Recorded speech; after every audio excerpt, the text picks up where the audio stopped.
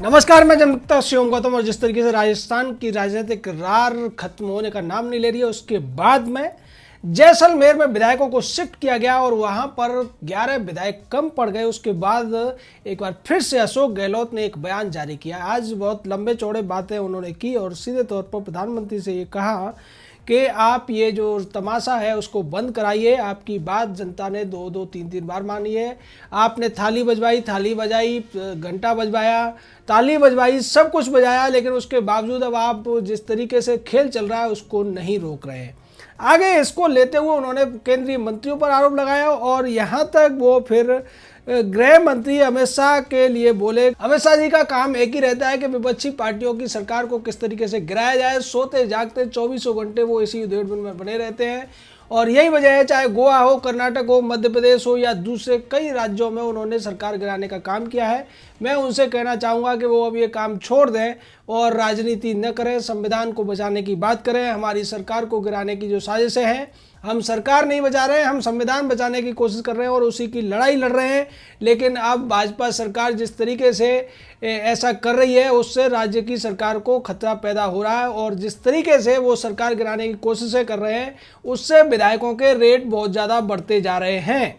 इसे उनको रोकना चाहिए। यानी कि अशोक गहलोत ये कहने की कोशिश कर रहे हैं कि वो विरोधी खेमे के जिन विधायकों को लाने की अपनी तरफ सोच रहे थे, अब वो उनसे ज़्यादा पैसा मांग रहे हैं और जिसकी वजह से उनकी सरकार गिरती हुई नजर आ रही है। सरकार गिर रही है इसका अंदाजा तो उसी दिन लग गया था जब वो जयपुर से अपने विधायकों को लेकर जैसलमेर भाग रहे थे और तब उसकी वजह ये थी कि खुफिया एजेंसियों ने उनको, पुलिस ने ये खबर दी थी कि जयपुर के फेयरमाउंट होटल में जो विधायक ठहरे हुए हैं उनसे विरोधी गुट के लोग संपर्क कर रहे हैं और वो भी इनमें दिलचस्पी लेते हुए दिखाई दे रहे हैं। उसके बाद जिस तरीके से विश्वेंद्र सिंह जो सचिन पायलट गुट के मंत्री भी रह चुके हैं, उनका बयान आया और उन्होंने कहा कि हमारे पास बहुत सारे विधायक आने को तैयार हैं। उसके बाद अशोक गहलोत को अपनी लुटिया डूबती हुई नजर आई और उन्होंने विधायकों को सूर्यगढ़ के किले में कैद करने की सोची। ये सूर्यगढ़ का किला जैसलमेर से 18-20 किलोमीटर दूर है, रेगिस्तान के बीचों बीच में है और पाकिस्तान की सीमा के पास है। इसको लेकर सतीश पूनिया ने कटाक्ष भी किया था कि भागते भागते सरकार अब पाकिस्तान तक पहुंच गई है, लेकिन सरकार बच पाएगी इसकी कोई गारंटी अभी नहीं है। अशोक गहलोत को ये लगता है कि उनकी पुलिस और उनके जो दूसरे डिपार्टमेंट हैं वो शायद उनकी सरकार बचाने का काम करेंगे, इसीलिए उन्होंने सूर्यगढ़ के किले को चुना। लेकिन सूर्यगढ़ के किले में विधायकों के ऊपर मुसीबत आ खड़ी हुई है। वहाँ पर 40 डिग्री टेम्परेचर हो जाता है दिन के 12 बजे के आसपास और उसकी वजह से विधायक परेशान हैं, क्योंकि जिस तरीके से सूर्यगढ़ पैलेस के स्टाफ को ये बताया गया कि अशोक गहलोत यहाँ पर अपने विधायकों को लेकर यानी सरकार को लेकर आ रहे हैं, उससे पहले वहाँ काम चल रहा था और एसी वगैरह की भी सर्विस नहीं हुई थी, जिसकी वजह से विधायकों को बहुत ज़्यादा उमस और गर्मी का सामना करना पड़ रहा है। लेकिन सूर्यगढ़ को चुनने के पीछे वजह यह है कि अशोक गहलोत के पास विकल्प बहुत कम थे, वो दिल्ली ले जा नहीं सकते थे। कर्नाटक में अब उनकी सरकार बची नहीं है और मध्य प्रदेश में भी कांग्रेस की सरकार डूब चुकी है। और अगर बात की जाए माउंट आबू की तो ये गुजरात के पास पड़ता है, उदयपुर की बात की जाए तो ये भी गुजरात के पास पड़ता है और अगर वो रणथंभौर ले जाने की कोशिश करते तो ये मध्य प्रदेश के पास पड़ता है। इसलिए अशोक गहलोत को ऐसी सुरक्षित जगह चाहिए थी जहां पर विधायकों को वो बचा कर रख सके और पुलिस की इतना इंतजाम कर दे कि वहां विरोधी गुट का कोई भी संदेश वहां न तो आदमी के द्वारा आ सके न मोबाइल या इंटरनेट के द्वारा आ सके। दरअसल सूर्यगढ़ के जो किला है उसके अंदर मोबाइल नेटवर्क काम नहीं करता है, क्योंकि ये शहर से बहुत दूर है। अगर आपको फोन पर बात करनी है, मैसेज करना है, इंटरनेट चलाना है तो आपको छत पर जाना पड़ेगा और ये अशोक गहलोत के उस रणनीति का ही एक हिस्सा है जिसमें वो चाहते हैं कि ये जो विधायक हैं उनका संपर्क बाहरी दुनिया से पूरी तरीके से काट दिया जाए 15 दिनों के लिए, और ऐसा करते हुए वो दिखाई भी दे रहे हैं। इसके लिए उन्होंने 13 आईपीएस अफसरों के साथ करीब 2 दर्जन से ज़्यादा राज्य पुलिस के अधिकारियों को लगाया है। 700 से ज़्यादा पुलिस वाले सूर्यगढ़ पैलेस के आसपास लगे हुए हैं और मीडिया की खबर तो ये है कि पूरे जैसलमेर शहर में 6000 पुलिस वाले निगरानी में लगे हुए हैं कि कोई भी संदिग्ध व्यक्ति जो विरोधी गुट का नजर आए या अशोक गहलोत के विरोधी खेमे सचिन पायलट गुट का नजर आए तो उस पर कड़ी नजर रखी जाए, उसे हिरासत में लिया जाए, क्योंकि अशोक गहलोत किसी भी हालत में ये नहीं चाहते कि उनके विधायकों के ऊपर कोई डोरे डाले। लेकिन इसी उधेड़-बुन में वो कितने एक्सपोज हो चुके हैं। जिस तरीके से उन्होंने वादा किया था या आप दावा कह सकते हैं, उन्होंने दावा किया था कि उनके पास 102 विधायक हैं, लेकिन जब जैसलमेर के हवाई अड्डे से विधायकों ने उड़ान भरी तो उस समय संख्या 97 रह गई और सुबह होते होते उसमें 12 लोग कम पड़ गए। उसके बाद सफाई ये दी जाने लगी कि चार्टर प्लेन में खराबी आ गई थी, जिसकी वजह से इनको बाहर कर दिया गया था। लेकिन चार्टर प्लेन में ऐसी क्या खराबी आई कि एक प्लेन में तो 54 लोग चले जाते हैं, दूसरे में 6 ही जा पाते हैं और फिर बाद में 37 जा पाते हैं। यानी कि कहीं ना कहीं दाल में कुछ काला था या काली दाल थी। अशोक गहलोत को यह पता है कि अगर उनके विधायकों की संख्या में से 2-4 भी इधर उधर हो जाएंगे तो सरकार बचाने का जो उनका जादू है वो नहीं चल पाएगा। और जिस तरीके से 6 विधायक जो बीएसपी के हैं उनके ऊपर हाई कोर्ट की तलवार लटकी हुई है, बसपा की व्हिप भी उनके ऊपर है, और उस स्थिति में अगर 2-4 विधायक और छिटक गए तो फिर वो हाथ मलते रह जाएंगे और उस विशेष सत्र बुलाने का भी कोई मतलब नहीं रह जाएगा। क्योंकि फिर ऐसी स्थिति में राज्यपाल के पास विरोधी गुट पहुंचेगा, भारतीय जनता पार्टी पहुंचेगी और ये राज्यपाल से मांग कर सकती है कि सरकार के पास विश्वास मत नहीं है, विधायकों का समर्थन नहीं है, क्योंकि उनके पास जो विधायक हैं उनकी संख्या उन विधायकों से कम है जो उनके विरोध में हैं। इस स्थिति से निपटने के लिए अशोक गहलोत तमाम चालें चल रहे हैं। इसीलिए अब कह रहे हैं कि प्रधानमंत्री को खत लिखूंगा, प्रधानमंत्री से ये मैं रिक्वेस्ट करूंगा कि आप देश में जो विपक्षी पार्टियों की सरकारें हैं उन्हें चलने दें, उनको गिराने के प्रयास जो आपके मंत्री कर रहे हैं उन पर लगाम लगाएं, ये तमाशा रुकना चाहिए। और साथ ही साथ उन्होंने एक और दूसरा चाल चलने की कोशिश की और ये कहा कि वसुंधरा राजे राजस्थान की बड़ी नेता है लेकिन वो कहीं दिखाई नहीं दे रही हैं, जबकि दूसरे नेता चाहे राजेंद्र राठौर हो या सतीश पूनिया ये अपने आप को बड़ा नेता बनाने के लिए इस तरीके की चालें चल रहे हैं, कांग्रेस की सरकार गिराने की कोशिश कर रहे हैं, जबकि हमारे पास बहुमत है। अगर बहुमत आपके पास है तो फिर आपको जयपुर से भागने की जरूरत नहीं पड़ती।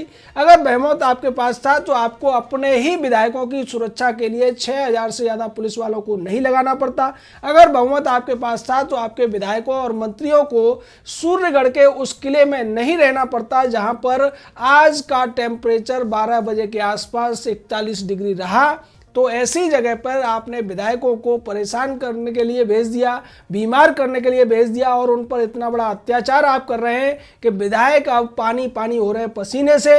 लेकिन अशोक गहलोत के भी मुश्किलें कम नहीं हो रही हैं। आज उन्हें सुबह सुबह जैसलमेर के किले से निकलना था, लेकिन वो निकले दोपहर बाद, क्योंकि उन्हें विधायकों के लिए खाने पीने के भी इंतजाम करने थे। सूर्यगढ़ पैलेस में जो तैयारियां थी वो माकूल नहीं थी, क्योंकि लॉकडाउन की वजह से ये किला का जो पैलेस का जो होटल बना हुआ था वो पूरी तरीके से काम नहीं कर रहा था और उसकी रंग रोगन भी चल रहा था। लेकिन जैसे ही अशोक गहलोत ने यह संदेश भिजवाया कि वो अपनी सरकार को लेकर यहाँ आ रहे हैं, अपने विधायकों को लेकर यहाँ आ रहे हैं, तब उसमें जल्दबाजी में बहुत सारे काम किए गए, जिसकी वजह से विधायकों को अब वहाँ परेशानी का सामना करना पड़ रहा है। वहीं दूसरी तरफ अशोक गहलोत ने आज एक सफाई भी दी।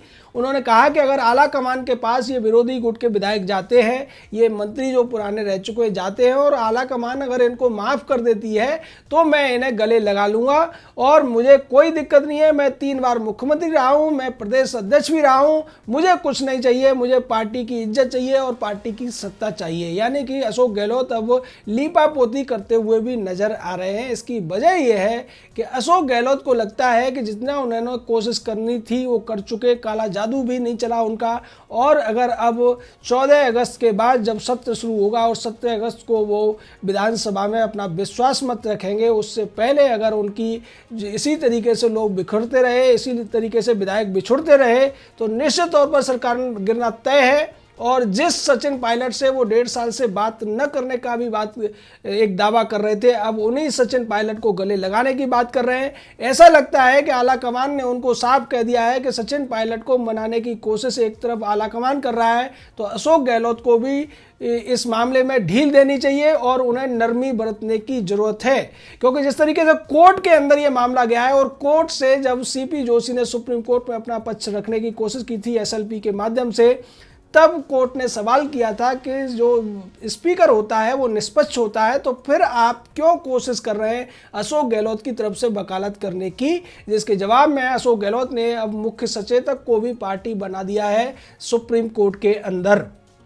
लेकिन ये सभी जानते हैं कि चाहे सीपी जोशी वहाँ पहुँचे हों या फिर महेश जोशी जो कि मुख्य सचेतक यानी चीफ व्हिप हैं वो पहुँचे हों, दरअसल वहाँ जो मामला है वो अशोक गहलोत का ही है और अशोक गहलोत की तरफ से ही वो दोनों के दोनों अपनी बात को रखने का प्रयास कर रहे हैं और विधायकों के ऊपर अयोग्यता की कार्यवाही को जायज़ ठहराने की कोशिश कर रहे हैं। क्योंकि अगर इसमें वो कामयाब हो जाते हैं, सुप्रीम कोर्ट अगर इस मामले को टाल देता है या हाई कोर्ट के फैसले को बदल देता है, तब सरकार अपने आप बच जाएगी। क्योंकि अगर 19 विधायकों की सदस्यता चली जाती है तब अशोक गहलोत के लिए राहत की सांस होगी, लेकिन ऐसा होता हुआ दिखाई नहीं दे रहा है। क्योंकि हाई कोर्ट और सुप्रीम कोर्ट अच्छी तरीके से जानते हैं कि 10वीं अनुसूची में जो बातें वर्णित हैं उसमें कहीं भी पार्टी की जो मीटिंग है उसके लिए व्हिप का कोई प्रावधान नहीं है। कांग्रेस यहाँ पर अपनी सरकार बचाने के लिए व्हिप का गलत इस्तेमाल करती है और उसके बाद स्पीकर के पास में चीफ व्हिप शिकायत भेजते हैं। स्पीकर उसी शिकायत को आधार बनाकर और हूबहू उसी भाषा में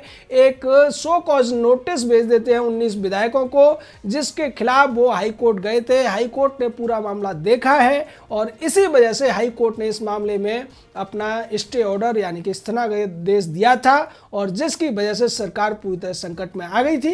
लेकिन अब जो नया संकट अशोक गहलोत की सरकार पर आया है कि विधायकों की संख्या धीरे धीरे कम होती जा रही है और दूसरी जगह जहां जैसलमेर के सूर्यगढ़ पैलेस में उन्होंने विधायकों को बाड़ाबंदी में रखा है, वहां ये कहा जा रहा है कि यहां पर ये 5 अगस्त से ज़्यादा देर तक नहीं रख पाएंगे, तो उसके बाद ये विधायकों को कहां शिफ्ट करेंगे, ये बड़ा सरदर्द अब अशोक गहलोत के सामने है। इसी वजह से अब वो प्रधानमंत्री से गिड़गिड़ाते हुए नजर आ रहे हैं। प्रधानमंत्री से कह रहे हैं कि आप ये तमाशा बंद कर दीजिए, अपने मंत्रियों को इस काम से हटा दीजिए। गृह मंत्री अमित शाह से कह रहे हैं कि आप अब राजनीति करना और विरोधियों की सरकार गिराना बंद करके गृह मंत्रालय चलाइए, हमारे ऊपर कृपा कीजिए, हमारी सरकार को बख्श दीजिए। जय हिंद, जय भारत।